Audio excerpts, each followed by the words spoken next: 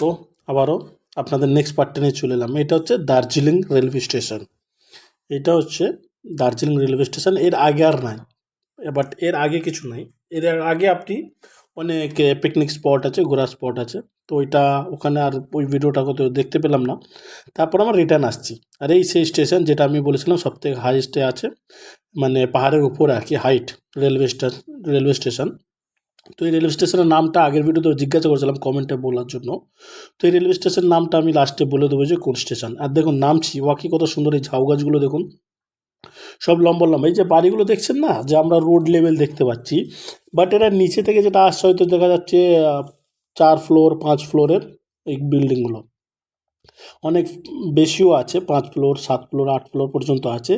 But এটা দেখতে পাচ্ছি যেন এটা রোড লেভেলের। আমরা একদিকে রোড লেভেল দেখি, আর অন্যদিকে যেটা দেখা যায় যে যদি ওটা 5 তলা 6 তলা 7 তলা বিল্ডিং আছে, বুঝেছেন। তো আমরা ওই দেখতে দেখতে পাহাড়ের মাঝখান থেকে কুয়াশা আর মেঘের বুক চিরে আমরা নিচের দিকে নামছি আর কি। দেখতে থাকুন তার নাজারাগুলো আর কি, ওকে কত সুন্দর লাগছে না।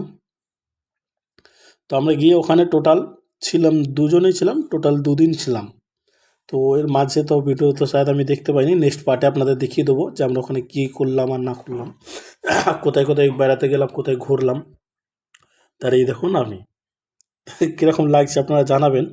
তো এটা ফার্স্ট টাইম তো করছি ব্লগিং, তো আপনারা একটু সাপোর্ট করবেন আগে, যাতে আমার মানে বেশি বেশি করে আপনাদের ভিডিও দিয়ে দেখাতে পারি, ঘুরে দেখাতে পারি যে বাকি প্রাকৃতিক কত সৌন্দর্য আছে। তো আমরা অ্যাকচুয়ালি নামছি আর কি, দার্জিলিং থেকে শিলিগুড়ির উদ্দেশ্যে নিচে নামছি। দেখুন মেঘ করে আছে, বৃষ্টিও হালকা হয়েছে। আমরা নামার আগে আমরা যখন কার্শিয়াং ছিলাম তখন হালকা হালকা বৃষ্টি হচ্ছিল। আর যেহেতু আমার সঙ্গে শিলিগুড়ির একজন আছে, তো ওরা কম বেশি পাহাড়ে আরও আগে থাকতে আসে, ওরা জানে যে কোন মেঘে বৃষ্টি হবে না হবে। এই কথা বলতে বলতে আমরা নামছি আর কি, কারণ ও বলছে যে এই মেঘে যা আছে খুব শীঘ্রই বৃষ্টি হওয়ার সম্ভাবনা আছে। আর বলতে না বলতে বৃষ্টি এসেই গেল আমাদের জন্য। তো আমরা কিছু ওয়েট করার পরে রাস্তায় যাচ্ছি, যেতে যেতে তো আমরা এক জায়গায় না, আমি এর আগের ভিডিওতে বললাম যে আমি আপনাদের একটা কথা শোনাবো আর কি, কথা জানাবো। তো ওইটা হলো কি, যে আমরা যেতে যেতে না অ্যাক্সিডেন্ট করি আর কি, যে আমরা প্লেন রাস্তায়, এরকম প্লেন রাস্তায় স্লিপ খেয়ে পড়ে যাই আর কি। কেউ ছিল না, আমাদের কোনো গাড়িও মারে না, আমরা কোনো গাড়িকেও মারিনি, গিয়ে ডাইরেক্ট স্লিপ করি ডিভাইডার যেগুলো আছে। তো বাকি ডিভাইডার ছিল, আর আমাদের ভাগ্য ভালো যে আমরা নিচে পড়ি না, আমাদের গিয়ে চাকাটা ডিভাইডারে গিয়ে আটকায় আর কি। ডিভাইডারে আটকে গিয়ে আমরা ওখানে রাস্তার ডান পাশে পড়ি। বাম পাশে যদি পড়তাম তাহলে আমরা পাহাড় থেকে নিচে পড়তাম। এই দেখুন আই লাভ কার্শিয়াং লেখা আছে, আই লাভ কার্শিয়াং। এখানে দাঁড়িয়ে সবাই ফটো তোলে, আমরাও দাঁড়িয়ে কয়েকটা ফটো তুলে ফের আমরা দুবার রওনা দিই আর কি, কারণ আমাদের নিচে নামতে হবে তাড়াতাড়ি, আর কোথায় সন্ধ্যা হয়ে যাবে, অন্ধকার হয়ে যাবে। তো আমরা চাইছি যে অন্ধকার হওয়ার আগে নিচে নেমে যাই।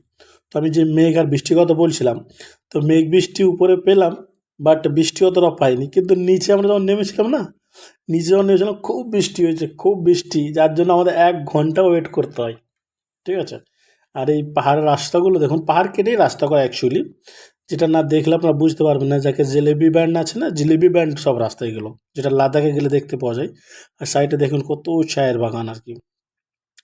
আর এই দেখুন এইগুলো উপরে নিচে চারিদিকে চায়ের বাগানই দেখতে পাবেন, খাস করে বেশিরভাগ। দার্জিলিং আমি যেটা গিয়ে দেখলাম, বুঝলাম যে চা বাগানটা বেশি আছে, কারণ পাহাড়ি অঞ্চল তো, পাহাড়ি অঞ্চলে চাটা বেশি হয়, কারণ এখানে বৃষ্টির জল বেশি আটকায় না।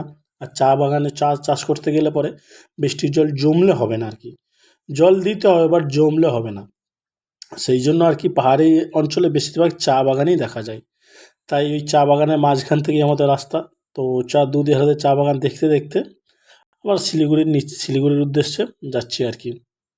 আমরা কার্শিয়াং ক্রস করলাম সবে, কিছুক্ষণ আগে দেখলেন। এই এই যে ভিডিওটা নিচ্ছি, এর আগে আমাদের অ্যাক্সিডেন্টটা হয়েছিল আর কি, এর আগে অ্যাক্সিডেন্টটা হয়েছিল। তো আমরা ওখান থেকে এসে এখানে রেস্ট নিলাম, একটু হোল্ড করে চা টিফিন করলাম আর কি, কারণ আমাদের দুজনকেই চোট লেগেছিল আর কি, ভালোই চোট লেগেছিল।